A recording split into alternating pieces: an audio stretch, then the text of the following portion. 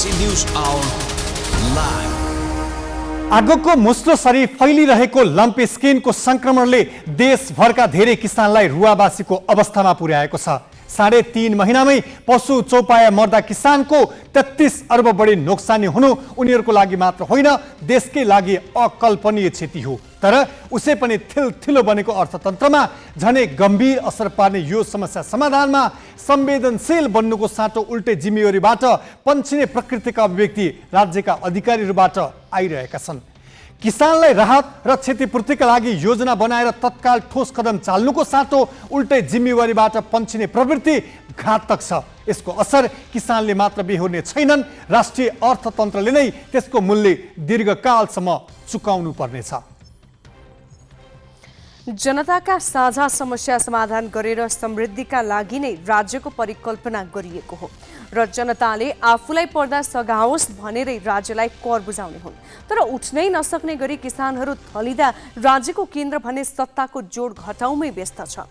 जनताका समस्या समाधानमा राज्यलाई खबरदारी गर्नुपर्ने प्रतिपक्षले हो, तर प्रतिपक्ष झन् राजनीतिक लाभ हानिका लागि सदन नै अवरोध गरेर जनताका पीडामा दबाब दिने मञ्च नै बन्द गराउने धुनमा छ। अनि प्रधानमन्त्री केवल निर्देशन दिएर अबगालबाट जोगिने ध्याउन्नमा छन्। प्रधानमन्त्रीले दिएको निर्देशनले काम गर्ने भए संक्रमण रोकिसक्नुपर्ने हो। जनताका पीडा भन्दा सत्ता मोहमा रुम्बलिने राज्य अनि राजनीतिक लाभ हानिमै शक्ति खर्चने प्रतिपक्षका कारण लम्पी स्किनको नियन्त्रणका लागि किसानले भगवानकै भर पर्नुपर्ने हो। गम्भीर प्रश्न खडा भएको छ।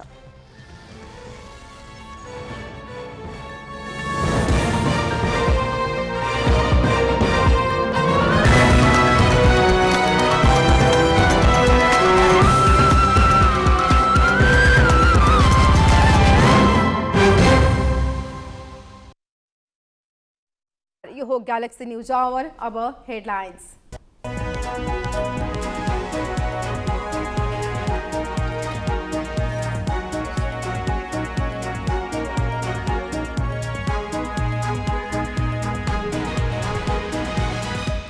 ललिता निवास प्रकरणको अनुसन्धानमा सर्वोच्च अदालतको परमादेशकै खिल्ली उडाइयो। सत्ता गठबन्धनको दबावमा पूर्व प्रधानमन्त्री द्वय नेपाल र भट्टराईको बयान लिनबाट सिआइबी पछि हट्यो। बालुवाटार घोटालाका आरोपीको बचाउमा कानुन मन्त्री नै उत्रिए। टिप्पणी उठाउनेलाई हतकडी लगाएर भ्रष्टाचार नरोकिने तर्क गठबन्धनको निर्णयले नेपाल र भट्टराईलाई जोगाएको लिङ्गदेनको आरोप। कोशी प्रदेशका मुख्यमन्त्री थापाले सोमबार विश्वासको मत लिने। पूर्ववर्ती सरकारले ल्याएको बजेट अध्यादेश संसदमा पेश, अध्यादेश अस्वीकार गर्ने प्रस्ताव फिर्ता। 10,800 मेगावाटको कर्णाली चिसापानी आयोजना अगाडि बढाउने प्रधानमन्त्री दाहालको इच्छा। चीन भ्रमणमा पनि ऊर्जा सम्बन्धी महत्त्वपूर्ण सम्झौता हुने अपेक्षा। र क्यानाडाको उत्तर पश्चिमी क्षेत्रको जंगलमा भीषण डढेलो। आसपासका बासिन्दाले धमाधम घर छाड्न थाले। क्षेत्रीय राजधानी येलोनाइफका 20,000 मानिसलाई सहर छाड्न सरकारको सुझाव।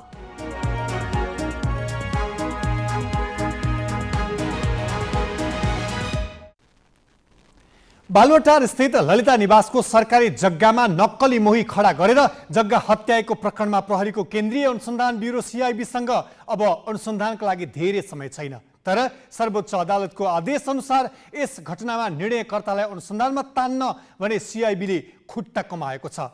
5 दिन अघि पूर्व मुख्य सचिव लीलामणि पौडेलको बयान लिइसकेको सिआइबीले पूर्व प्रधानमन्त्री द्वय माधव कुमार नेपाल र बाबुराम भट्टराईको बयान लिने तयारी नगरेको होइन। तर प्रधानमन्त्री पुष्पकमल दाहालको दबावमा पूर्व प्रधानमन्त्री द्वय नेपाल र भट्टराईको बयान रोकिएको छ। अब सिआइबीसँग अनुसन्धानका लागि धेरै समय पनि बाँकी नरहेकाले उनीहरूको बयान हुने सम्भावना लगभग सकिएको छ।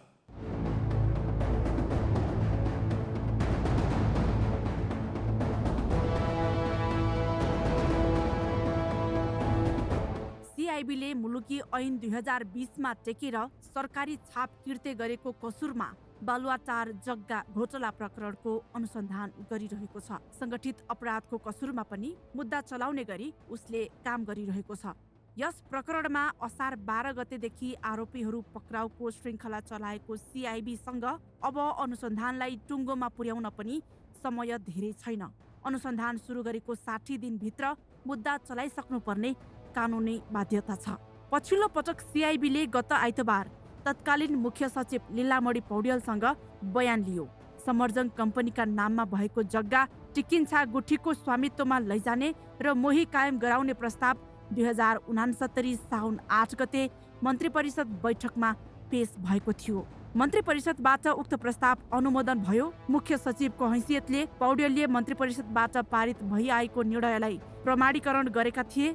उक्त निर्णय तत्कालीन भूमि सुधार सचिव दिनेश हरि अधिकारीले उठाएको टिप्पणीमा आधारित थियो। सोही निर्णय प्रमाणीकरण गरी गुठी संस्थानलाई पठाइएको थियो। यस्तै भूमि सुधारबाट सरकारी जग्गामा मोही कायम गर्न सचिवले पठाएको टिप्पणी सहितको प्रस्ताव पौड्यालले नै मन्त्री परिषदमा पेश गरेको र बिना अध्ययन सचिवबाट गलत टिप्पणी भएमा रोक्ने अधिकार भए पनि नरोकेको आरोप पौड्यालमाथि छ। यसैमा टेकेर सिआइबीले पौड्यालसँग 6 घण्टा लगाएर सोधपुछ गरेको थियो। हेरौं उनले के बयान दिए त। मन्त्रालयका तत्कालीन सचिवबाट टिप्पणी उठेर आएको फाइल थियो। ती फाइल मन्त्री परिषदमा मन्त्रीले पेश गर्ने कुरा हो। मेरो भूमिका कार्यकारी होइन। ललिता निवासको त्यो जग्गा सरकारी हो भन्ने सूचना कतैबाट मलाई आएको थिएन। मलाई थाहा पनि थिएन। त्यो जग्गा सरकारी हो भन्ने मलाई थाहा भएको भए रोक्थेँ। मलाई थाहा नभएरै हो। मेरो यति लामो करियरमा मैले कहिल्यै गल्ती गरिनँ। प्रक्रियागत रूपमा मैले क्याबिनेटले गरेको निर्णयलाई सचिव र मन्त्रीलाई रिले मात्र गरेको हुँ। त्यसो त सर्वोच्च अदालतले साउन 21 गते नै यस प्रकरणमा मन्त्री परिषदका निर्णयकर्ताहरूमाथि पनि अनुसन्धान गर्न परमादेश जारी गरेको थियो। यस आदेशले अख्तियारको अनुसन्धानमा दोषी देखिए पनि मुद्दा नचलाइएका पूर्व प्रधानमन्त्रीद्वय माधव कुमार नेपाल र बाबुराम भट्टराईमाथि पनि अनुसन्धान गर्न बाटो खुलेको थियो। तर आदेश आएको 2 साता हुन लाग्दा समेत नेपाल र भट्टराईसँग बयान लिएको छैन।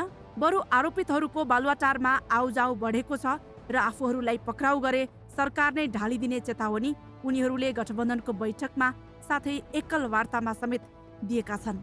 लगत्तै सिआइबी पनि उनीहरूको बयान लिनबाट एकाएक पछि हटेको छ। प्रधानमन्त्री दाहालकै दबावका कारण सिआइबी पछि हटेको प्रहरी अधिकारीहरूले ग्यालेक्सी फोकेलाई बताएका छन्। त्यसो त संगठित अपराधको मुद्दा पनि जोडेर अनुसन्धान भइरहेकाले मुद्दाका आरोपी पक्राउ परेको 60 दिनभित्र अभियोग पत्र दर्ता गरिसक्नुपर्ने प्रावधान छ। सरकारी वकिलको कार्यालयले मिसिल अध्ययनको लागि कम्तीमा 1 साताको समय मागेको छ। यस हिसाबले सिआइबीसँग मुस्किलले अब आइतबारभित्र राय सहितको अनुसन्धान प्रतिवेदन जिल्ला सरकारी वकिलको कार्यालयमा बुझाउनु पर्नेछ। अब सिआइबीले बयान नै लियो भने पनि त्यो प्रमाण सङ्कलन र सत्यापनका लागि नभई केवल औपचारिकता मात्रै हुनेछ। बयानबाट नयाँ तथ्य खुलाउने र आरोपीले बोलेको कुरा सत्य हो वा होइन यसको जाँचबुझ समेत गर्नुपर्ने हुन्छ। त्यसैले सिआइबीले अब भट्टराई र नेपाल मात्र नभई अरू विभागीय मन्त्रीहरूलाई पनि छानबिनमा तान्ने सम्भावना लगभग सकिएको छ। शिखा श्रेष्ठ, ग्यालेक्सी फोके, काठमाडौँ।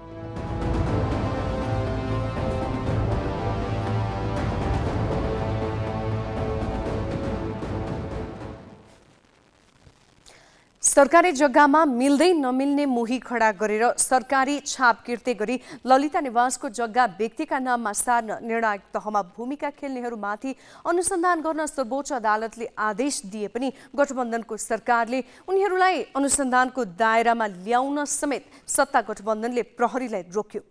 यसमा रोक्ने राजनीतिक नेतृत्व बढी दोषी कि रोकिने प्रहरी नेतृत्व? यस प्रश्नको जवाफ खोज्न ग्यालेक्सी संवाददाता पवन पौडेल यतिखेर पूर्व नायब महानिरीक्षक केशव अधिकारीकोमा पुगेका छन्। पवनजी, सोनिकाजी अहिले हजुर सोनिकाजी केशव अधिकारीसँगको कुराकानी यहाँले सुरु गर्न सक्नुहुन्छ। सोनिकाजी अहिले हामी नेपाल प्रहरीका पूर्व नायब महानिरीक्षक केशव अधिकारीसँग छौँ र उहाँले लामो समयदेखि यो बारेमा आफ्नो भनाइहरू राख्दै आइरहनु भएको छ र हामी उहाँतर्फ नै लागेको छौँ। यहाँलाई स्वागत छ। धन्यवाद। सबभन्दा पहिले यो जुन ललिता निवास प्रकरणमा एउटा एक खालको आशा देखिएको थियो कि सरकारले आँट गरेको छ र यसमा संलग्न सबैमाथि कारबाही हुन्छ भनेर। तर सर्वोच्च अदालतले नै निर्णयकर्ताहरूलाई अनुसन्धान गर्न भनेर जुन खालको एउटा आदेश जारी गरेको छ। तर लगत्तै सत्ता गठबन्धनको बैठकले चाहिँ पछाडि यो अब अभियोजन नहुने जस्तो देखिएको छ निर्णयकर्ताहरूमाथि। यसमा तपाईँको टिप्पणी के छ प्रारम्भिक? हेर्नुहोस्, तत्कालीन मन्त्री परिषदको निर्णयबाट होइन ललिता निवास जग्गा लुट को जुन यो अध्यायको जन्म भयो भनौँ न, जन्म भयो, त्यो जन्म दिने परिषदको मुख्य कार्यकारीलाई जबसम्म उहाँहरूप्रति लक्षित अनुसन्धान चाहिँ नि हुँदैन तबसम्म यो तपाईँको ललिता निवास जग्गाको प्रकरणको मुद्दाको चाहिँ नि अनुसन्धानको कुनै अर्थ हुन्छ जस्तो मलाई लाग्दैन। खालि कर्मचारी, बिचौलिया होइन, व्यापारी र अन्य केही व्यक्ति लक्षित चाहिँ नि यो अनुसन्धानले चाहिँ नि अनुसन्धानको समग्र चाहिँ नि प्रक्रियालाई चाहिँ छुँदैन। त्यसले गर्दा जबसम्म मुखिया व्यक्तिहरू जो त्यो बेलाको कार्यकारी पदमा हुनुहुन्थ्यो उहाँहरूलाई अनुसन्धानको दायरामा चाहिँ नि ल्याएर अनुसन्धान गरिँदैन तबसम्म यो अनुसन्धानको चाहिँ नि कुनै अर्थ हुन्छ जस्तो मलाई लाग्दैन। तर फेरि पूर्व प्रधानमन्त्रीहरू जोसँग बयान लिनुपर्छ भनेर भनेको छ, उनीहरूले चाहिँ यसमा सबै कुरा आफूहरूलाई थाहा पनि हुन्थेन र आफूहरूको नियत पनि खराब नभएको, नियत सफा भएको भनेर उनीहरूले त्यसमा तर्क गरिरहेका छन्। हो, तपाईँले ठिक भन्नुभयो, त्यो मैले पनि सुने। उहाँहरूले एउटा कार्यकारी प्रमुखको पदमा रहेको व्यक्तिले मैले निर्णय गर्ने बेलामा मलाई चाहिँ नि झुक्क्याए भनेर त्यो लेभलको चाहिँ नि अभिव्यक्ति दिनु चाहिँ नि मलाई चाहिँ नि साह्रै नै त्यो उचित हुन्छ जस्तो लागेन। किनभने तत्कालीन प्राइम मिनिस्टरज्यूहरू त होइन सबै कुरालाई चाहिँ नि माइक्रो लेभलमा चाहिँ हेर्नुपर्छ होइन। यत्रो राज्यको सम्पत्ति लुट प्रकरणमा यसरी हलुका चाहिँ नि अभिव्यक्ति दिएर चाहिँ नि हिँड्नु चाहिँ नि उचित हुन्छ जस्तो मलाई चाहिँ नि लाग्दैन। हेर्नुहोस्, अब जस्तो यो अनुसन्धानमा जुन प्रहरीले अब अभियोजन गर्दैछ, अभियोजनको प्रक्रिया सुरु हुँदैछ, त्यसमा त्यो निर्णयकर्ता नभइसके पछाडि यो मुद्दा कतिको कमजोर हुन सक्ने अथवा अब दोषीहरू कारबाही हुन सक्ने सम्भावना कतिको देख्नु चाहिँ? यो त तपाईँको फौजदारी न्याय प्रणालीको सिद्धान्त विपरीत छ र अर्को कुरा न्यायिक समानता पनि भएन। उच्च तहमा बस्ने व्यक्ति होइन सत्ता समीकरण चाहिँ नि सङ्कटमा पर्छ भन्ने ध्येय राखेर अपराध कर्मबाट मुख्य व्यक्ति जो संलग्न थिए उनीहरूलाई चाहिँ नि पृथक राख्ने हो भने यो त चाहिँ नि तपाईँको न्यायिक समानताको कुनै अर्थ पनि भएन। यो त फौजदारी न्याय प्रणालीको चाहिँ नि विरुद्ध हो। उहाँहरूले नै आफ्नो पोलिटिकल चाहिँ नि क्यारियर चाहिँ नि ड्यामेज गर्दै हुनुहुन्छ। किनभने उहाँहरूको नियत सफा थिएन होइन, अनुसन्धानले चाहिँ नि निर्क्योल गर्ने विषय हो नि होइन। जस्तो यो सिआइबीले जुन अनुसन्धान गर्दाखेरिमा उनीहरूले यस्तो दबाबहरू थेग्न झेल्न उनीहरू सक्षम हुन्छन् कि हुँदैनन्? अब हुन त यो अब अभियोजनतिर नजाने जस्तो देखिएको छ। यो के गर्नुपर्थ्यो? सिआइबीले गर्न सक्ने अवस्था थियो कि थिएन? अन्तिममा टोले गुण्डा समाउँदाखेरि प्रत्यक्ष रूपले प्रहरीको अनुसन्धान टिमलाई हस्तक्षेप हुने गरेको देश हो यो लेभलको राष्ट्रिय राजनीतिमा प्रभाव जमाउने हैसियत राख्ने व्यक्तिहरूप्रति लक्षित भएको चाहिँ नि यो अनुसन्धानमा सरकारले टेको नदिएको भए, सरकारले ग्रिन सिग्नल नदिएको भए प्रहरीको सामर्थ्यले कहाँ, यो त सम्भवै छैन नि। यो त राज्य चाहिँ नि अहिले उदार भएर प्रहरीलाई अनुसन्धान गर्ने चाहिँ नि यो तपाईँको एकदम खुला स्पेस दिएको भएर प्रहरीले पनि आफ्नो दक्षता चाहिँ नि प्रमाणित गर्ने अवसर पाएको होइन। नभए त अब त्यस्तै देखिन्छ। यो त हिजो जसरी मुद्दाको अनुसन्धान चाहिँ नि सकारात्मक तवरबाट अगाडि बढेको छ, अब त सर्वत्र चाहिँ नि निराशा गर्नुपर्ने बाहेक अरू विकल्प त मैले देख्दिनँ होइन। तर पूर्व प्रधानमन्त्रीज्यूहरू अनुसन्धानको दायरामा आफै पनि आउनु पर्थ्यो, किनभने भोलि त उहाँहरूलाई यो घटनाले उहाँहरूको नियत चाहिँ नि राम्रो थिएन होइन, त्यो त अनुसन्धानले देखाउँथ्यो। त्यो त उहाँलाई पछिसम्म चाहिँ नि पिरोल छ जस्तो मलाई चाहिँ नि लाग्छ। हेर्नुहोस्, समय दिनुभयो, यहाँलाई धेरै धेरै धन्यवाद। उहाँ हुनुहुन्थ्यो नेपाल प्रहरीका पूर्व महानिरीक्षक डिआइजी केशव अधिकारी। यो जुन ललिता निवास जग्गा प्रकरणमा सत्तारूढ गठबन्धनबाट जुन बैठक पछाडि प्रहरीले जुन अभियोजनका लागि चाहिँ पूर्व प्रधानमन्त्रीहरूलाई नलैजाने जुन सङ्केत देखिएको छ, यसबारेमा हामीलाई टिप्पणी दिनुहुँदै धन्यवाद पवनजी। अब थप प्रसङ्ग। कानुन न्याय तथा संसदीय मामिला मन्त्री धनराज गुरुङले भ्रष्टाचारको विभिन्न प्रकरणमा जोडिएको सरकारी अधिकारीहरूलाई पक्राउ गरिएकोमा आपत्ति जनाएका छन्। शुक्रबार काठमाडौँमा आयोजित नेपाल निजामती कर्मचारी युनियनको राष्ट्रिय भेला तथा विधान अधिवेशन उद्घाटन समारोहलाई सम्बोधन गर्दै मन्त्री गुरुङले मुलुकमा सुशासन पहिलो शर्त हुनुपर्ने भन्दै भ्रष्टाचार रोक्ने टिप्पणी उठाउने र आदेश दिनेको हातमा हतकडी लगाउन नहुने धारणा सार्वजनिक गरेका हुन्। मुलुकलाई सुशासन स्थापना गर्नका लागि यो मुलुकमा सुशासन स्थापना गर्दै यो मुलुकलाई भ्रष्टाचार मुक्त बनाउनको लागि टिप्पणी उठाउनेहरूको हातमा मात्रै हतकडी लगाएर सुशासन स्थापना गर्न सकिँदैन भन्ने कुरामा हामी प्रष्ट हुन आवश्यक छ। जसले टिप्पणी उठाउँछ तिनका हातहरूमा हतकडी लगाउने र फेरि टिप्पणी उठाउन आदेश दिनेहरूलाई तिनै टिप्पणी उठाउनेहरूको हातमा हतकडी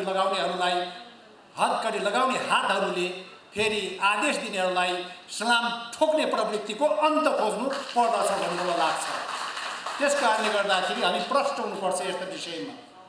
यो विषय प्रष्ट हुनुपर्छ। त्यही भएर पनि मैले पटक पटक भन्दै आएको छु, मैले मात्रै भनेको कुरा होइन, नीति तथा कार्यक्रम पनि सरकारको नीति तथा कार्यक्रम पनि हामीले प्रष्ट लेख्यौँ कि उच्च तहका नेताहरूको सबैको सम्पत्ति छानबिन गर्नुपर्छ भनेर त्यसै लेखेको होइन, देखाउनको लागि लेखेको होइन, यो कुनै हात्तीको दाँत होइन, यो कार्यान्वयन नै गर्ने हो। त्यस कारणले गर्दाखेरि उच्च तहका नेताहरूको सबैको सम्पत्ति छानबिन गर्ने दिशातर्फ अब सरकार अगाडि बढ्छ। राष्ट्रिय प्रजातन्त्र पार्टीका अध्यक्ष राजेन्द्र लिङ्गदेनले बालुवाटार जग्गा प्रकरणलाई यतिमै सीमित गर्ने गरी सत्ता गठबन्धनमा निर्णय भएको आरोप लगाएका छन्। भक्तपुरमा आयोजित चाँगु नारायणमा पार्टी अधिवेशनलाई सम्बोधन गर्दै उनले तल्लो तहका व्यक्तिलाई मुद्दा हालेर भ्रष्टाचार विरुद्ध काम गरे जस्तो देखाए पनि पूर्व प्रधानमन्त्रीहरूमाथि अनुसन्धान नगरेर जोगाउन लागि परेको आरोप लगाए। केही मानिसहरूमा भ्रम पनि होला यो सरकारले ठुलै काम गर्न लाग्यो कि के हो भनेर। आज आदेश अनुसार काम गर्ने, आफ्नो पैसा लगानी गरेर जग्गा किन्ने मानिसहरूलाई कारबाही गर्ने, थुनामा राख्ने सरकारले आदेश दिने, मन्त्री परिषदको अध्यक्षता गर्ने मान्छेहरूलाई किन थुन्न सकेको छैन? अदालतले अस्ति भर्खर आदेश दियो, त्यो आदेश तामेल गर्ने, पैसा लगानी गरेर जग्गा किन्ने मान्छेहरूलाई होइन, आदेश दिने र मन्त्री परिषदको अध्यक्षता गर्ने मान्छेहरूलाई पक्ड भनेर भनेको छ। खोइ सरकार, यदि यो सरकार भ्रष्टाचारको विरुद्ध साँच्चै नै इमान्दार थियो भने त्यहाँ किन पुगेन? अस्ति भर्खरै यो सत्तारूढ पार्टीहरूको बैठक बस्यो।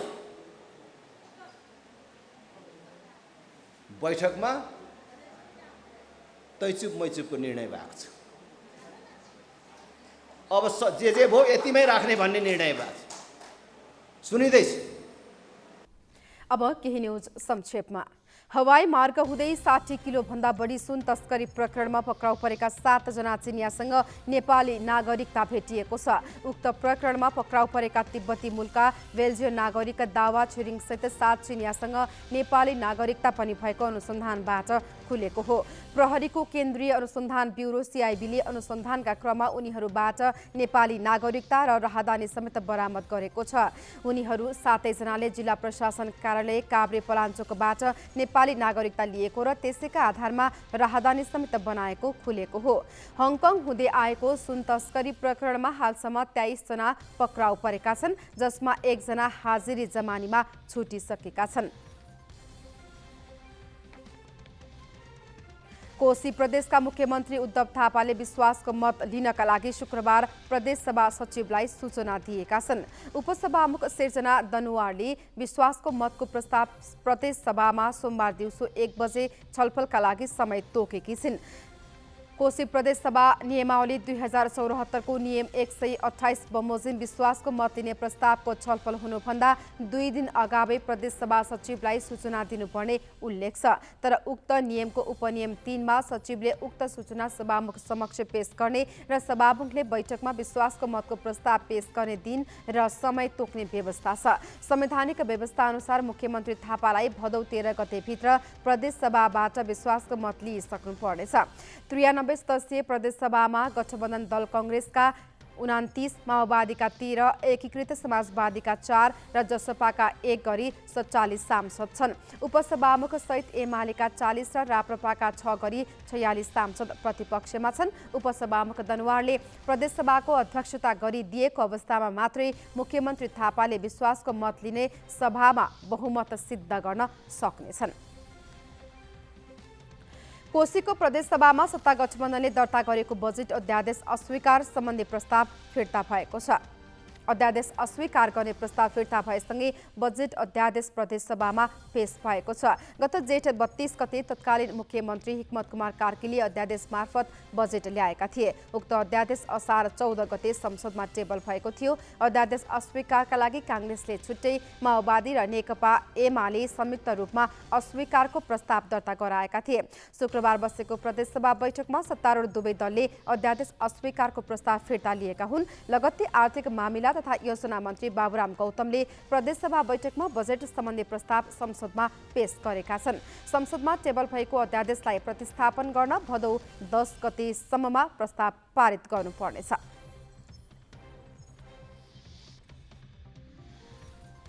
संस्कृति, पर्यटन तथा नागरिक उड्डयन मन्त्री सुदन किरातीले पशुपति क्षेत्र विकास कोषलाई 8 बुँदे स्पष्टीकरण सोधेका छन्। मन्त्री स्तरीय निर्णयबाट सदस्य सचिव मिलन कुमार थापासँग मन्त्री किरातीले स्पष्टीकरण माग गरेका हुन्। कोषबाट आफ्ना क्षेत्रभित्रका पसल, भवन, पार्क र धर्मशाला सञ्चालनका निमित्त कोषसँग कुन बेहोराको सम्झौता भएको छ ती सम्झौताका प्रमाणित प्रतिलिपिहरू पेश गर्न भन्दै मन्त्री किरातीले 7 दिनको म्याद दिएका छन्। कोषबाट गरिएको सम्झौता बमोजिमको असुल उपर गरी लिनुपर्ने दायित्व बमोजिमको रकमको एकिन हिसाब राख्ने, असुल उपर गर्ने, अनुगमन गर्ने र त्यस उपर कारबाहीको जानकारी पनि मन्त्री किरातीले माग गरेका छन्। कोष मार्फत रहेका तिलगंगा, भण्डारखाल, उमाकुण्ड र बनकाली पार्किङको सञ्चालन व्यवस्था सम्बन्धी विवरण पनि उनले माग गरेका छन्। महालेखा परीक्षकले बेरुजु देखाएको रकममा असुल तथा फर्स्यौट गर्नुपर्ने बेरुजुको विवरण पेश गर्न पनि मन्त्री किरातीले भनेका छन्।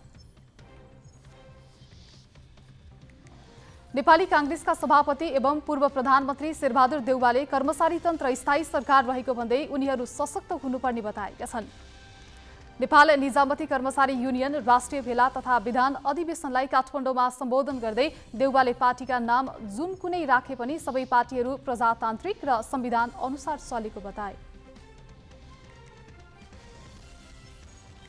बाँकी प्रसङ्ग सोनी कार्यालबाट। सर्वोच्च अदालतले कैलालीको टिकापुरमा 2072 भदौ 7 गते 8 सुरक्षाकर्मी र 1 दुधे बालक मारिएको घटनाका दोषीलाई राजनीतिक आवरणमा उन्मुक्ति दिन नमिल्ने ठहर गरेको छ। न्यायाधीशद्वय आनन्द मोहन भट्टराई र नहकुल सुवेदीको इजलासले टिकापुर घटनामा रेशम चौधरी लगायतलाई मुख्य दोषी ठहर गर्दै आम माफी दिने सरकारको निर्णयमाथि पनि प्रश्न उठाएको हो।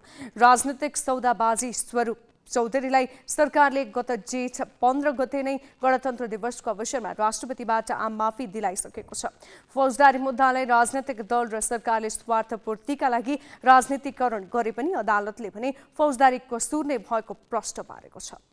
2072 भदौ 7 गते कैलालीको टिकापुरमा 8 सुरक्षाकर्मी र 1 दुधे बालक सहित 9 जनाको ज्यान जाने गरी भएको घटनालाई सर्वोच्च अदालतले पनि फौजदारी अपराध नै भएको ठहर गरेको छ। फैसला भएको झन्डै 3 महिनापछि आएको पूर्णपाठमा मुख्य अभियुक्त भनिएका रेशमलाल चौधरीलाई मुख्य दोषी नै भनेको छ र जन्मत कैदको सजायबाट उन्मुक्ति नपाउने भनिएको छ। सर्वोच्च अदालतको ठहरका मुख्य बुँदा यस्ता छन्। शान्तिपूर्ण सभा भड्किएको होइन, हिंसात्मक अपराध हो। फैसला अनुसार टिकापुर घटना कुनै शान्तिपूर्ण सभा वा सम्मेलन थिएन। शान्तिपूर्ण कार्यक्रम एकाएक भड्किएर हिंसात्मक भएको पनि थिएन। यो त योजनाबद्ध घटाइएको घटना हो। शान्तिपूर्ण सभा र आपराधिक हिंसा दुई पृथक अवस्था हुन्। यस घटनाका पछाडि आपराधिक मनोवृत्तिका केही व्यक्तिको योजना र तयारी देखिन्छ। अधिकारको आन्दोलनको मोहडामा गरिएको यो आपराधिक घटना नै हो। नेतृत्वकर्ताहरूले पहिला नै गाउँ गाउँमा खबर पठाई अनिवार्य उपस्थित हुन लगाएको देखिन्छ। उपस्थित नहुनेलाई जरिवाना गर्ने भनेको लाठी भाला खुँडा ल्याउन लगाई मर्न मार्न तयारीका साथ आउन निर्देशित गरेको पाइन्छ। यस्तो क्रूर दर्दनाक र कारुणिक घटनाले पीडितलाई मात्र नभई समग्र नेपाली समाजलाई चिरकालसम्म चहराइरहनेछ। यो बिर्सन लायक घटना भए पनि बिर्सन नसकिने जघन्य फौजदारी कसुर हो। यो सुरक्षाकर्मीको लापरवाही वा हेलचेक्राइबाट भएको पनि होइन। अग्रपङ्क्तिमा महिला र बालबालिका राखेर सुरक्षाकर्मीलाई बल प्रयोग गर्न असुविधा हुने रणनीति र युद्ध कौशलको प्रयोग यसमा गरिएको छ, जुन शान्तिपूर्ण भेला हुन पाउने अधिकार विपरीत पनि छ। राजनीतिक घटना होइन, राजनीतिक आवरणमा उन्मुक्ति मिल्दैन। अदालतले के पनि भनेको छ भने निर्दोष र निहत्ता व्यक्तिको अकारण र सामूहिक ज्यान लिने जस्तो कार्य राजनीतिक हुन सक्दैन। कुनै पनि बहाना वा आवरणमा उन्मुक्ति नपाउने अदालतले स्पष्ट भनेको छ।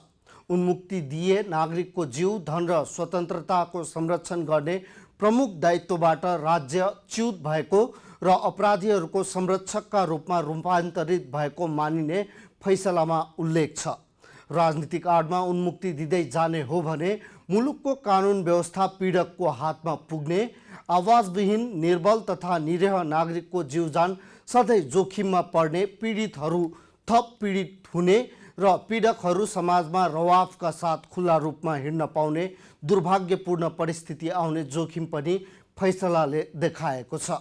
अगाडि भनिएको छ, कुनै पनि बहानामा हिंसामा सहभागी हुने, उक्साउने, दुरुत्साहन दिने, यस्तो षड्यन्त्र गर्ने, योजना बनाउने वा अन्य कुनै तरहले सहभागी हुने कार्यलाई फौजदारी कानुनले सहँदैन।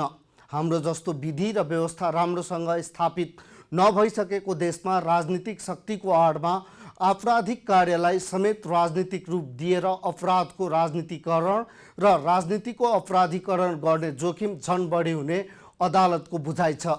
सर्वोच्चले यसबाट राजनीतिको आड भरोसामा अपराध गर्ने प्रवृत्ति मौलाउन सक्ने चिन्ता दर्शाउँदै जघन्य फौजदारी कसुरलाई समेत राजनीतिक रङ दिएर राज्य शक्तिमा पहुँच पुर्याउन सक्ने कसुरदारलाई उन्मुक्ति दिने कुचेष्टा नगर्न भनेको छ।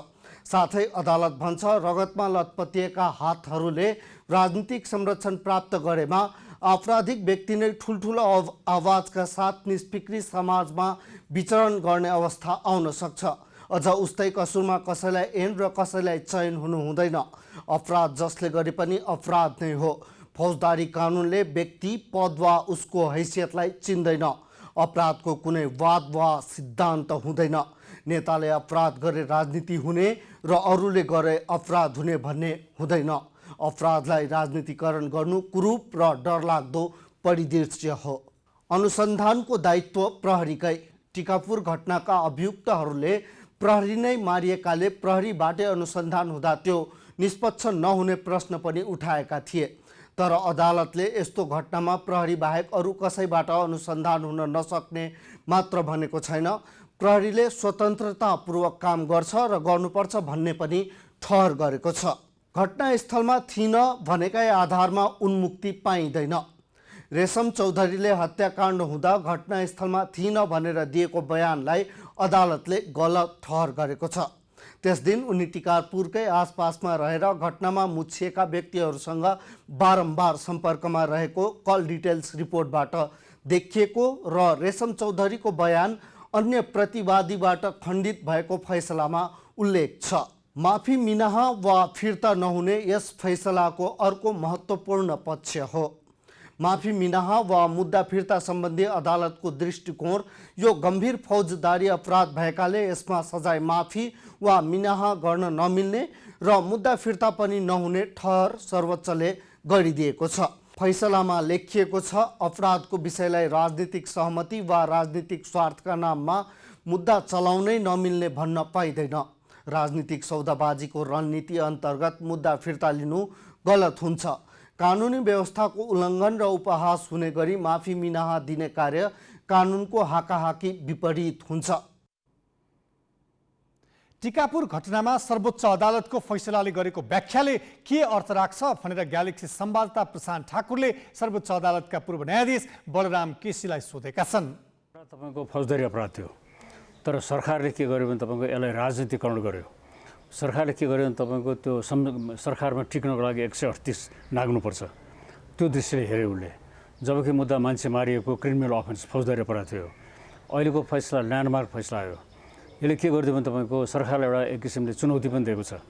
तपाईँ मुद्दा फिर्ता लिने नाममा, माफी दिने नाममा मनपरी गर्न पाउनुहुन्न भने पनि हो, किनभने अदालतको फैसला केमा आधारित छ? तपाईँको प्रमाणमा आधारित छ।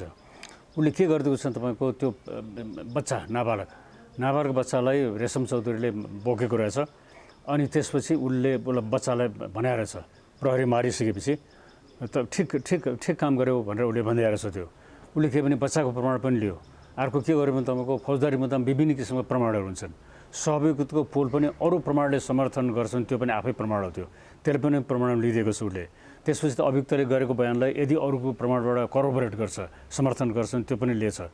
त्यसले गर्दा समग्रमा अदालतले के गरिदियो भने यतिको प्रमाणको आधारमा योभन्दा बढी खोजिरहनु पर्दैन। यो शङ्कारहितको प्रमाण छ। यो प्रमाणबाट के देखियो भने तपाईँको रेशम चौधरीले मारेको भन्ने देखियो। त्यसले गर्दा यस्तो मुद्दामा चाहिँ उहाँलाई अब त्यो मुद्दा माफी दिन त उसले गरेन। उसले के गरिदियो भनेदेखि तपाईँ दोषी ठहरिन सक्नुहुन्छ, किनभने प्रहरीको बयानले पनि समर्थन गर्छ, बच्चाको बयानले पनि समर्थन गर्छ।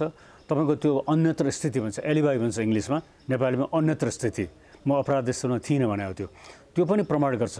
तपाईँ त्यो भोइसको ट्रेकिङ गर्दाखेरि तपाईँ त्यहीँ वरपर हुनुहुँदो रहेछ। त्यो त्यस कारण यतिको आधारमा तपाईँले अपराध गरेको ठहर्छ, तपाईँले सजाय हुन्छ भनेर फैसला गरिदिएको हो। अब यसले अर्को मेसेज के दियो भने तपाईँको सरकारलाई, मान्छे मरिएको छ, शक्तिको आधारमा, भोट ब्याङ्कको आधारमा मान्छे छोड्न मिल्छ भन्ने किसिमको मेसेज हो यो। रेशम चौधरीले टिकापुर घटनामा मुख्य दोषीका रूपमा जन्मकैद सजाय भोगिरहेका बेला सरकारले गत जेठ 15 गते गणतन्त्र दिवसको दिन आम माफी दिएपछि उनी रिहा भइसकेका छन्। उनलाई दिएको आम माफी विरुद्ध टिकापुर घटनामै मारिएका प्रहरी निरीक्षक केशव बोहराकी श्रीमती शारदा कडायतले सर्वोच्च अदालतमा रिट निवेदन दिए पनि हालसम्म टुङ्ग्याइएको छैन। सर्वोच्चको पछिल्लो फैसलाले चौधरीलाई दिएको आम माफी विरुद्धको निवेदनलाई असर गर्न सक्छ त? यो प्रश्न पूर्व न्यायाधीश बलराम केसी यसो भन्छन्। विषयवस्तु मोरलेस एउटै, मारिएको त एकजना हो, त्यसको मेन पात्र त रेशम चौधरी हुन्, मुद्दा चलाउने सरकार भयो। अब अहिलेको के भयो तपाईँको, अहिले सरकारमा इन्भल्भ छैन, अहिले त के भने श्रीमतीले रिट दिएको थियो। त्यस कारण त्यो मान्छे मारिएको विषय र घटना त एउटै हो, तर एउटाले फौजदारी अपराधको रूप लियो। अहिले गरेको फैसला चाहिँ नि फौजदारी अपराधको मुद्दाको फैसला गरेको हो। यति प्रमाणले काफी हुन्छ, सजाय गर्नुपर्छ भनेको।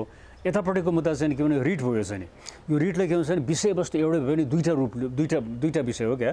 त्यस कारण कोर्ट यसबाट प्रभावित हुँदैन, यसको आफ्नो स्वतन्त्र रूपले कोर्टले फैसला गर्छ यसलाई। तर के हुन्छ भने तपाईँको कोर्टले सम्झिन्छ यही मुद्दामा जाहेरी परेको थियो, मारिनेको नाताको जाहेरी परेको थियो, त्यो आधारमा हामीले कन्भिक्सन गरेको थियौँ, अहिले यो आएको छ भने उल्लिन्छ। तर त्यसबाट प्रभावित होइन कि, त्यसलाई यसलाई चाहिँ नि नोटिसमा लिन्छ कोर्टले, तर यसले आफ्नै बाटो लिन्छ। हामीले उसमा फैसला गरिसकेका छौँ, यसमा बोल्न नपर्ने भन्दैन कोर्टले, यसको आफै चाहिँ टुङ्गो लगाउनुपर्छ। यसले त्यो दिन आउँदैछ। अब केही न्युज संक्षेपमा।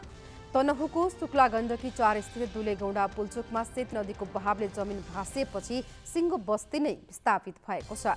बुधबार साँझ जमिन भासिँदा बस्तीका 4 घर पूर्ण रूपमा क्षतिग्रस्त बनेका छन् भने अन्य घरहरू उच्च जोखिममा परेका छन्। बसोबास हुँदै आएका 16वटा घर जोखिममा रहेको इलाका प्रहरी कार्यालय बेलचौताराका प्रमुख प्रहरी निरीक्षक एम नारायण अर्यालले जानकारी दिएका छन्। जमिन 8 देखि 10 मिटर भासिएर दबेको छ र बस्तीको बीचबाट गहिरिएर नदी बगेको जनाइएको छ। बुधबार साँझ भासिएको जमिनमा बिहिबार राति नदीको बहाव बढेपछि पानीको सतह पनि बढेको थियो। जोखिम बढेपछि सेती नदी वारपार गर्ने झोलुङ्गे पुलमा आवत जावत बन्द गरिएको छ। पुल्चोक क्षेत्र दुलेगौडामा सहरी क्षेत्रको रूपमा विकास हुनु पूर्वको पुरानो बजार थियो। अमेरिकाका पूर्व राष्ट्रपति डोनाल्ड ट्रम्पलाई चिठी मार्फत जैविक हतियार विष पठाएको आरोप लागेकी क्यानाडाकी एक महिलालाई अदालतले झण्डै 22 वर्षको कैद सजाय सुनाएको छ। 56 वर्षीय पास्कल फेरियरलाई अदालतले जैविक हतियार कानुनको उल्लङ्घन गरेकोमा दोषी ठहर गते 262 महिना अर्थात् झण्डै 22 वर्षको कैद सजाय सुनाएको हो। फेरियरले अदालत समक्ष आफूले जैविक हतियार ट्रम्पलाई पठाएको स्वीकार गरेकी थिइन्। उक्त तर उक्त जैविक हतियार ट्रम्पसम्म पुग्न नपाएकोमा भने आफू दुःखी भएको उनले बताएकी थिइन्। सन् 2020मा तत्कालीन राष्ट्रपति ट्रम्पलाई सम्बोधन गरिएको एक चिठी व्हाइट हाउस पुग्नुभन्दा अगाडि नै सुरक्षाकर्मीले बरामद गरेका थिए। सो चिठीमा रिसिन नामको विष रहेको पत्ता लागेको थियो। लगत्तै फेरियर पक्राउ परेकी थिइन्। मलेसियामा चार्टर विमान दुर्घटना हुँदा 10 जनाको मृत्यु भएको छ। बिहिबार दिउँसो क्वालालम्पुर स्थित लङफावी अन्तर्राष्ट्रिय विमानस्थलबाट सिलाङ्गोरका लागि उडेको निजी जेट विमान सुल्तान अब्दुल अजिज शाह विमानस्थल नजिक दुर्घटना भएको हो। विमानमा 6 यात्रु र चालक दलका 2 सदस्य थिए। उडिरहेको विमान दुर्घटना भएपछि सडकमा गुडिरहेका कार र मोटरसाइकलसँग ठोकिएको थियो। दुर्घटनामा विमानमा रहेका 8 जना र मोटरसाइकल र कारमा सवार 2 गरी 10 जनाको मृत्यु भएको अन्तर्राष्ट्रिय सञ्चार माध्यमले जनाएका छन्।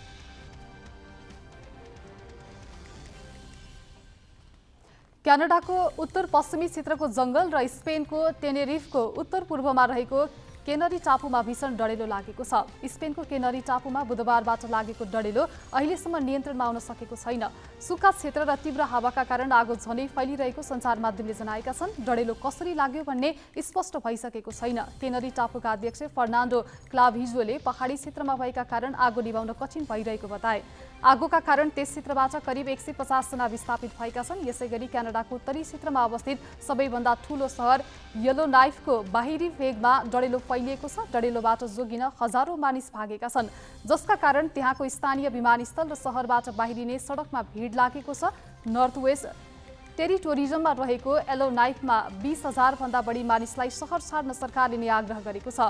करिब 1.5 लाख जनसङ्ख्या भएको भ्यान्कुभरबाट 300 किलोमिटर पूर्वमा रहेको केलोना शहरमा शुक्रबार बिहानै आपतकाल घोषणा गरिएको छ। नर्थ वेस्ट टेरिटोरिजमले करिब 240 वटा ठाउँमा डढेलो लागेपछि मंगलबार राति नै आपतकालीन स्थिति घोषणा गरिएको थियो।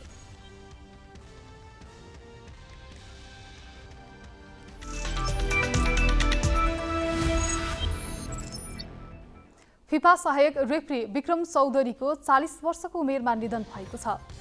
नियमित प्रशिक्षणका क्रममा शुक्रबार बिहान हृदयाघातका कारण चौधरीको निधन भएको हो। नेपाली सेनाको मैदानमा अभ्यासका क्रममा मैदानमा लडेपछि उनलाई स्वास्थ्य टोलीले उद्धार गरेको थियो। त्यसपछि उनलाई थप उपचारका लागि छाउनीस्थित सैनिक अस्पताल पुर्याइएको थियो। अस्पतालमा पुगेपछि उनलाई मृत घोषणा गरिएको थियो। सर्लाहीका स्थायी बासिन्दा चौधरी पछिल्लो 2 दशकदेखि रेफ्रीका रूपमा सक्रिय थिए। उनले 2063 सालमा एन्फा रेफ्री कोर्स र 2066 सालमा राष्ट्रिय रेफ्री कोर्स गरेका थिए। पछिल्लो 3 वर्ष यता फिफा असिस्टेन्ट रेफ्रीको रूपमा काम गर्दै आएका थिए। उनी त्रिभुवन आर्मी क्लबमा हवलदार पदमा कार्यरत थिए। नेपालमा रहेका सहायक रेफ्री मध्ये उत्कृष्ट मानिने चौधरीले अन्तर्राष्ट्रिय प्रतियोगिता पनि खेलाएका थिए। एसिया रग्बी अन्डर 20 सेभेन्स महिला तथा पुरुष प्रतियोगिता भोलि दशरथ रङ्गशालामा सुरु हुँदैछ। प्रतियोगिताको सम्पूर्ण तयारी पूरा भएको नेपाल रग्बी सङ्घले जनाएको छ। एसिया रग्बीको आयोजना र नेपाल रग्बी सङ्घको व्यवस्थापनमा हुने प्रतियोगिताको पुरुषतर्फ नेपालसहित Bharat, Thailand, Malaysia, Chinese Taipei, Hong Kong र उज्बेकिस्तानको सहभागिता रहेको छ। महिलातर्फ नेपालसहित थाइल्यान्ड, हङकङ र मलेसियाले प्रतिस्पर्धा गर्नेछन्। महिलातर्फ राउन्ड रोबिनको आधारमा प्रतिस्पर्धा हुनेछ। पुरुषतर्फ 2 समूहमा विभाजन गरी लिग कम नकआउटका आधारमा प्रतियोगिता हुनेछ। प्रतियोगिता शनिबार र आइतबार 2 दिन हुनेछ। एसियाली स्तरको प्रतियोगिता भनिए पनि सहभागी राष्ट्र भने अत्यन्त न्यून छन्।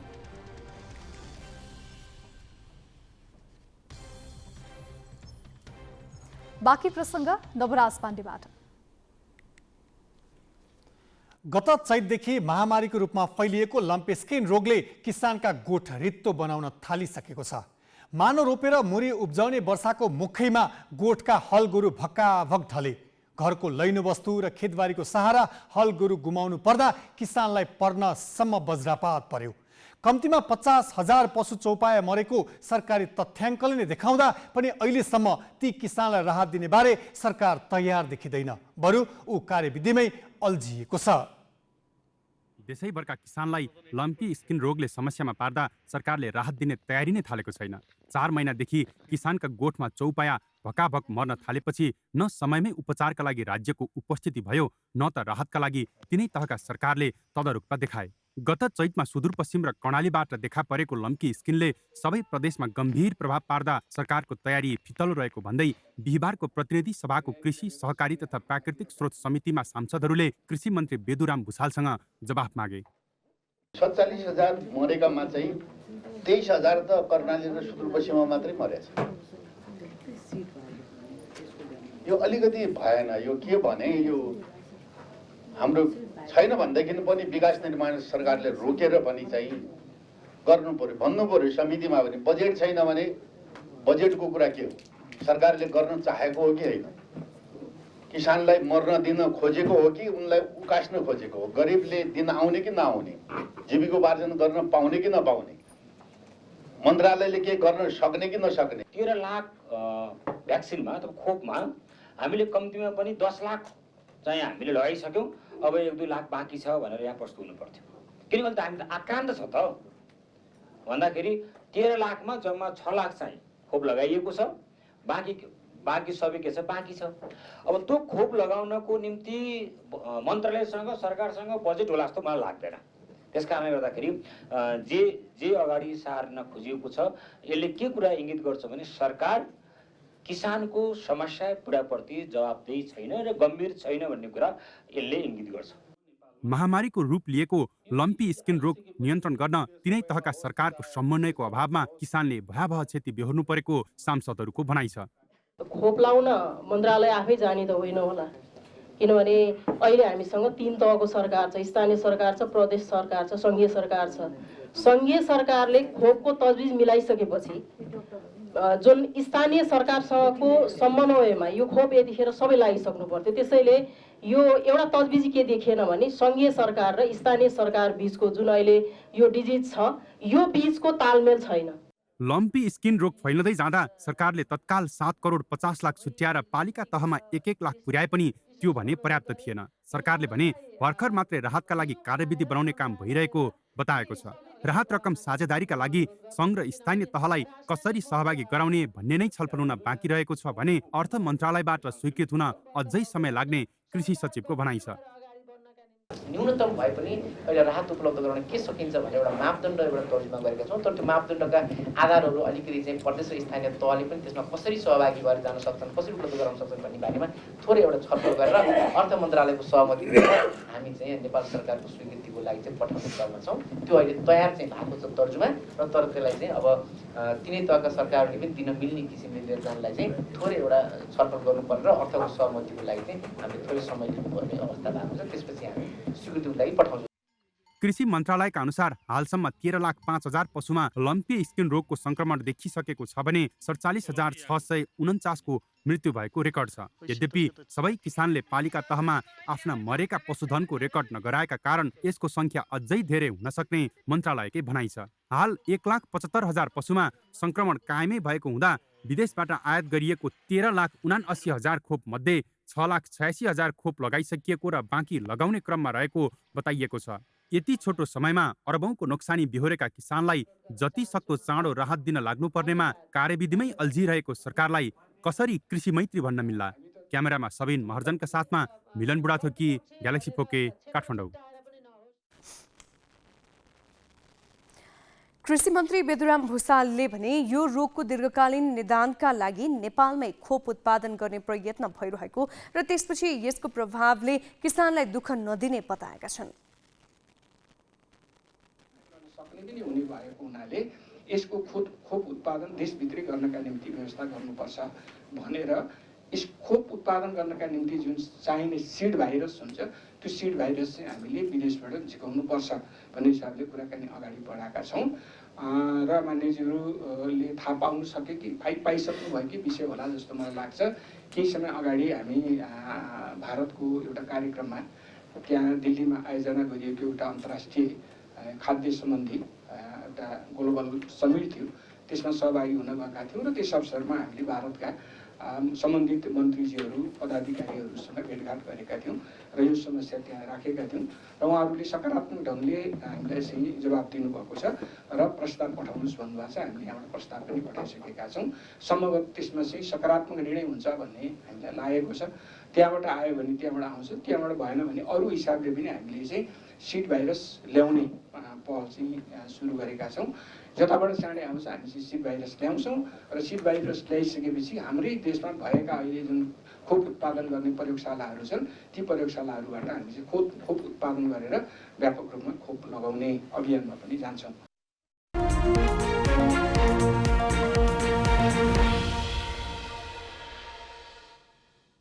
प्रधानमन्त्री पुष्पकमल दाहालले आफ्नो चीन भ्रमणका क्रममा जलविद्युत व्यापारका क्षेत्रमा दीर्घकालीन समझदारी गरिने बताएका छन्। नेपाल विद्युत प्राधिकरणको 38औं वार्षिक उत्सव कार्यक्रममा बोल्दै उनले भारतसँग 10,000 मेगावाट विद्युत व्यापारको समझदारीपछि बांग्लादेशसँग समेत व्यापारको सम्झौता हुन लागेको बताए। प्रधानमन्त्रीले 10,800 मेगावाट क्षमताको कर्णाली चिसापानी जलविद्युत आयोजनाको निर्माण प्रक्रिया अगाडि बढाउने प्रतिबद्धता पनि जनाएका छन्। कर्णाली चिसापानी 10,000 भन्दा बढी मेगावाटको सपना थियो। अहिले प्राधिकरणसँग कुरा गरेर अब हामी त्यसको ठोस रूपमा अध्ययन प्रक्रिया अगाडि बढाउँदैछौँ। यो सम्पूर्ण नेपालीहरूको निम्ति खुसी र गर्वको विषय हो भन्ने मलाई महसुस भएको छ। नेपालको विद्युत निर्यातलाई 10,000 मेगावाटसम्म पुर्याउने गरी द्विपक्षीय सम्झौतामा नेपाल र भारत बीच प्रारम्भिक हस्ताक्षर भइसकेको सन्दर्भलाई दक्षिण एसियाकै विद्युत व्यापारको क्षेत्रमा उल्लेखनीय पहल कदमीको रूपमा हेरिएको छ। यसै वर्षायामभित्र नेपाल बङ्गलादेश विद्युत व्यापार सुरु हुने गरी नेपाल भारत र बङ्गलादेशका सम्बन्धित निकायहरूबीच सम्झौतामा हस्ताक्षरको अन्तिम तयारी भइ नै रहेको छ र अन्तर्देशीय प्रसारण संरचनाको निर्माणमा त्रिपक्षीय समझदारी जुटाई उल्लेख्य परिमाणमा नेपाल बङ्गलादेश विद्युत व्यापारलाई भविष्यमा क्रमशः बढाउँदै लैजाने परिस्थिति बनेको छ। मेरो आगामी महिनामा हुने चीन भ्रमणमा ऊर्जा क्षेत्रका सम्बन्धमा दूरगामी र महत्त्वपूर्ण सहमति हुने विश्वास पनि मैले लिएको छु। श्रम रोजगार तथा सामाजिक सुरक्षा मन्त्री शरद सिंह भण्डारीले वैदेशिक रोजगारीमा हुने ठगी विरुद्ध हुने कारबाही सम्बन्धी अधिकार स्थानीय प्रशासनलाई दिएको बताएका छन्। मन्त्रालयमा आयोजित कार्यक्रममा बोल्दै उनले वैदेशिक रोजगारीमा ठगी बढिरहेको भन्दै वैदेशिक रोजगार व्यवसायहरूमाथि निगरानी भइरहेको बताए। संशोधन गर्न चिन्ता हामी एकदमै गृह कार्य गरेर करिब चिन्ता विषयलाई टुङ्गोमा पुर्याउने अवस्थामा पुगिरहेका छौँ र यस्तो बेलामा चाहिँ अहिलेको तपाईँहरू जति पनि यो चिन्ताहरूको अध्ययन भयो, तपाईँहरूको सुझाव हो, यो सबै कुरालाई दुनियाँ आएको छ। मैले त्यसलाई चाहिँ असाध्यै सकारात्मक हिसाबले ग्रहण पनि गरिरहेको छु र त्यसको लागि पनि धन्यवाद दिन पनि चाहन्छु। किनभने यो हाम्रो साझा समस्या हो। यो समस्या एकदमै म कुरा सहमत छु। नागरिक समाज अथवा चाहिँ सोसाइटी, विभिन्न चाहिँ संस्थाहरू र सरकार हाम्रो साझा समस्या हो। यो किन साझा समस्या मैले भनिरहेको छु कि अहिलेको अवस्थामा जति अप्रिय लागे तापनि हामीले चित्त नबुझे पनि यो सत्य र शाश्वत सत्य के छ भने हामीले तत्काललाई चाहिँ नि हाम्रो इकोनोमी, हाम्रो अर्थतन्त्र भनेको चाहिँ नि वैदेशिक रोजगारमै भर पर्ने अवस्था छ। हामी चर्को कुरो गर्छौँ, मुलुकमा रोजगारी खोज्नुपर्छ, सबैले खोज्या हुन्छन् त्यहाँ। तर यो चाहिँ के भने कुनै पनि एउटा देशको मात्रै हातमा र परिस्थिति रहने स्थिति रहेन त्यहाँ। एउटा इन्टरनेसनल चाहिँ एउटा फेनोमिन हो इकोनोमी भनेपछि नि त्यो ग्लोबल इकोनोमीले धेरै कुराहरू असर पारिरहेको हुन्छ। त्यसले गर्दा फेरि हाम्रो पनि के भने फेरि पोलिटिकल स्टेबिलिटीदेखि सब कुराहरू हुन्छ त्यहाँ।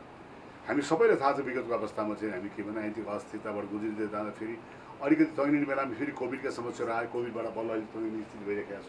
त्यो सब कारणले गर्दा फेरि अहिले चाहिँ मुलुकको जिडिपी भनेको 2.14 चाहिँ नि करिब त्यो अवस्थामा हुँदा फेरि चाहिँ हाम्रो इकोनोमी कहाँ पुगिरहेको छ भने बुझिरहेको छ।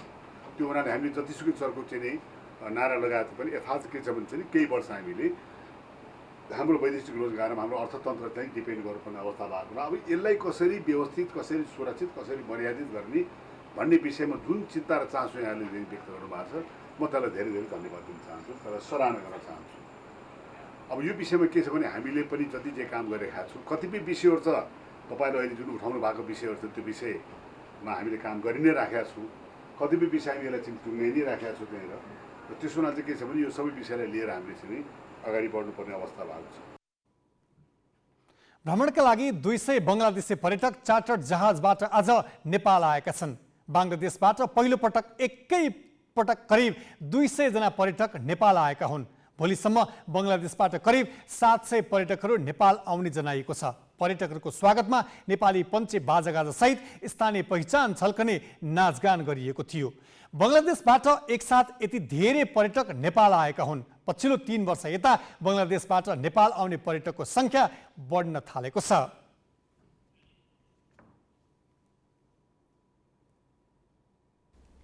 हामी ग्यालेक्सी न्युज आवरको अन्त्यमा छौँ। जाँदा जाँदै हेडलाइन्स।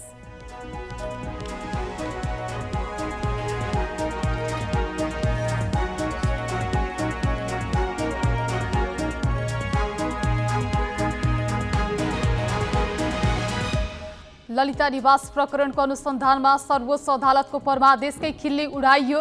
सत्ता गठबन्धनको दबावमा पूर्व प्रधानमन्त्री द्वय नेपाल र भट्टराईको बयान लिनबाट सिआइबी पछि हट्यो। बालुवाटार घोटालाका आरोपीको बचाउमा कानुन मन्त्री नै उत्रिए। टिप्पणी उठाउनेलाई हतकडी लगाएर भ्रष्टाचार नरोकिने तर्क। गठबन्धनको निर्णयले नेपाल र भट्टराईलाई जोगाएको लेनदेनको आरोप।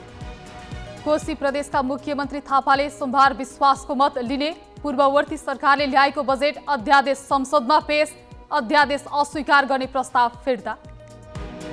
10,800 मेगावाटको कर्णाली चिसापानी आयोजना अगाडि बढाउने प्रधानमन्त्री दाहालको इच्छा।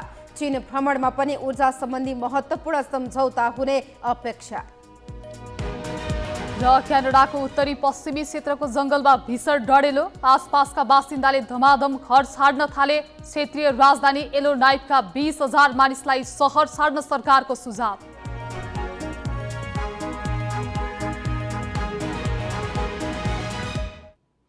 आजलाई ग्यालेक्सी न्युज आवर सकियो। नमस्ते।